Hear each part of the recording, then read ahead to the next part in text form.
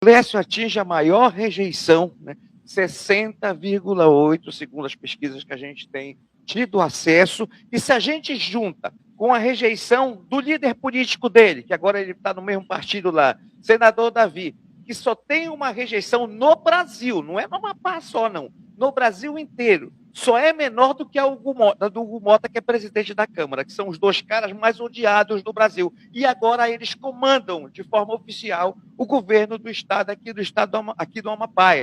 Então, o que a gente pode ver é o colapso em todos os setores, né? E essa rejeição do governador Clécio se dá pela falta de ação, pela falta de política pública dele e muito também em função da ação, da atividade positiva, da credibilidade que tem alcançado o seu principal adversário político, que é o prefeito doutor Furlan, que se transforma, se consolida na maior liderança política, pelo menos do futuro do estado do Amapá. É o único que está fora, assim, de gestão, de executivo, desse grupo que comandou nos últimos 30, 40 anos o estado do Amapá e deixou nessa situação. O prefeito Furlan, o efeito da sua boa gestão é cada vez mais também uma rejeição àqueles que ele se opõe, que é esse grupo que nós chamamos da velha política, harmonia aqui no estado do Amapá.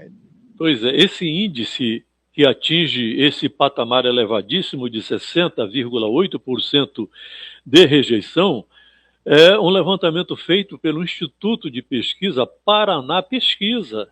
Então, vem lá de fora a informação a partir do momento que o Instituto faz a pesquisa e mostra exatamente a situação daquele momento que o governador está vivendo aqui nesse estado. É um indicativo de que a gente vive um Amapá do passado com o governador. E nós precisamos viver um Amapá do presente e do futuro. E eu não vejo outra maneira, não enxergo outra forma disso acontecer em termos um gestor do futuro, senão mudando as regras desse velho jogo da política que essa turma do setentrião vem fazendo ao longo de 30 anos. Essa rapaziada que participa, sempre se reciclando, sempre se alternando no poder, que a gente chama de... como é que a gente chama mesmo, Paulo? Para eles? Como? E como é que a gente denomina essa turma que está aí? Harmonia, né? A turma da harmonia. Né?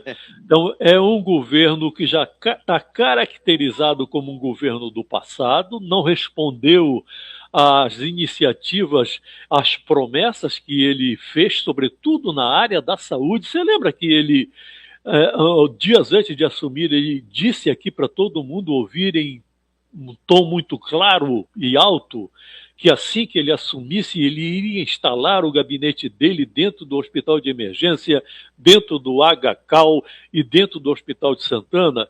Quer dizer, ele enganou todo mundo. Então, nós não queremos mais esse tipo de gente governando o estado do Amapá, porque ele representa exatamente um governo do passado. A gente precisa ter um governo que represente o futuro que nós queremos. E o futuro começa aqui na capital por tudo aquilo que a gente está vendo na gestão inovada do prefeito doutor Furlan.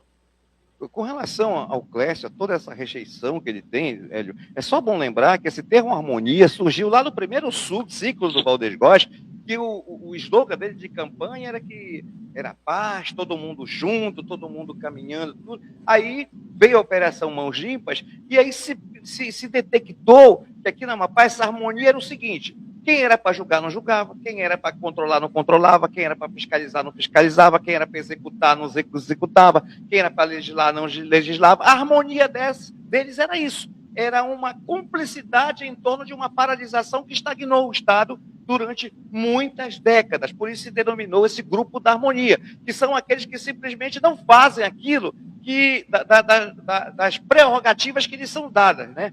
E isso perdura em muitos setores até hoje.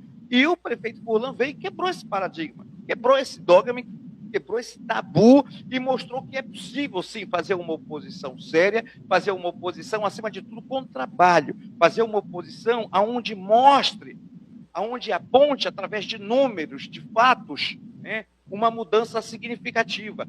E o prefeito de Macapá acabou se tornando essa mudança. O prefeito de Macapá, pela avaliação que tem a gestão dele, inclusive avaliação essa que, a nível de Brasil, por várias vezes foi o prefeito mais bem avaliado do país, se torna, sem dúvida nenhuma, a grande esperança, a grande certeza de um futuro melhor para o estado do Amapá. Não só para a capital, que embora detenha cerca de 60%, 65%, 70% da população, mas precisa que isso seja levado para os outros municípios e que a política pública seja colocada também com a máquina pública do governo a serviço da capital, coisa que não aconteceu nesses últimos 5 anos.